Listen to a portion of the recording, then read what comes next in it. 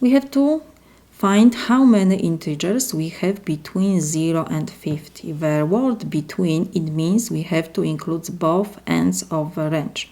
And next, what it means integers. Integers are all natural number, and 0 we have to include 1, 2, 3, and we're going to positive infinity. And we have -1, -2, -3, and so on. We are going to negative infinity. So from negative to positive infinity. And now, to find how many integers we have between 0 and 50, you can always write this all numbers and count them, but we have easier way.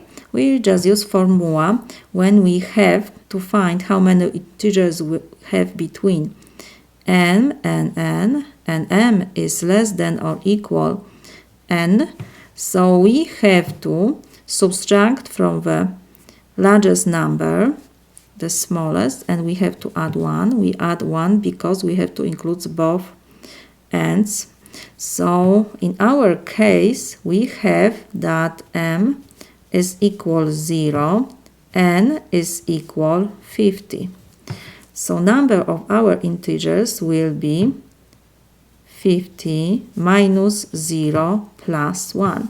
So this is equal 51. This is my solution.